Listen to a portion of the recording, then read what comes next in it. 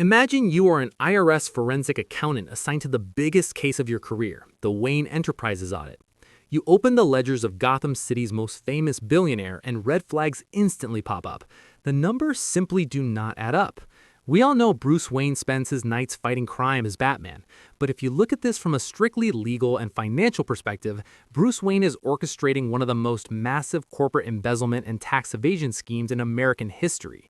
Today, we are going to break down the true crime reality of Wayne Enterprises and uncover exactly how a billionaire secretly funds a high-tech vigilante operation without the federal government or his board of directors throwing him in federal prison.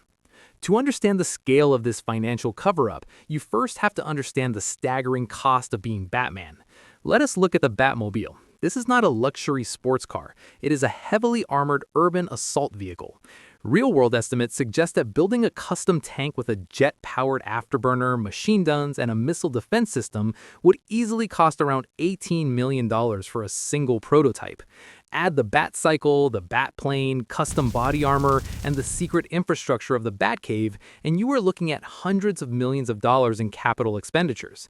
In the real world, the FBI employs forensic accountants for this exact reason.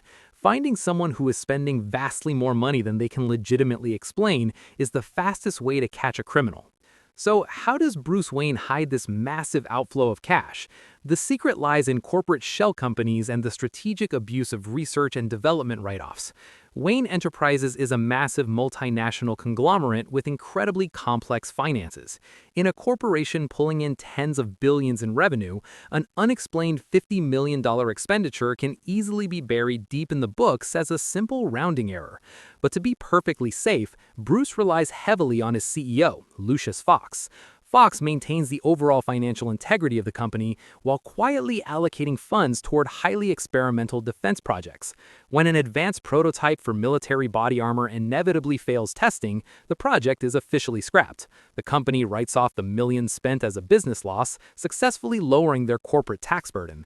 Then, that scrap technology conveniently gets lost in a forgotten Wayne Enterprises warehouse.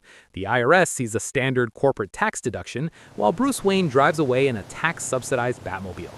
Of course, hiding the hardware is only half the battle. You also have to hide the paper trail. This is where Bruce Wayne's public persona as a reckless billionaire playboy becomes his most brilliant financial shield. When Bruce spontaneously buys an entire luxury hotel, crashes an ultra-rare supercar, or throws millions at bizarre vanity projects, the public and the auditors just roll their eyes at his dumb, eccentric billionaire behavior. This erratic spending creates the perfect smokescreen. It provides him with total plausible deniability to move vast sums of money into dummy corporations and offshore accounts without triggering suspicion.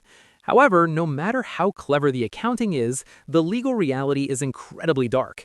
Because Wayne Enterprises has a board of directors and public shareholders, diverting corporate assets to fund a personal, unsanctioned vigilante crusade is textbook embezzlement. He is effectively stealing from his own investors.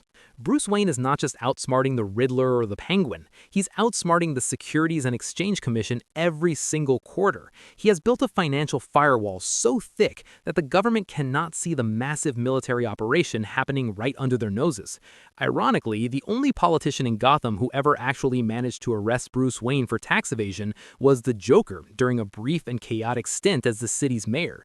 It turns out that the mob bosses and the supervillains aren't the only ones operating outside the law in Gotham City. To save his city from the shadows, Bruce Wayne had to become the ultimate white-collar criminal. If you want more deep dives into the what-ifs of your favorite worlds, hit that subscribe button.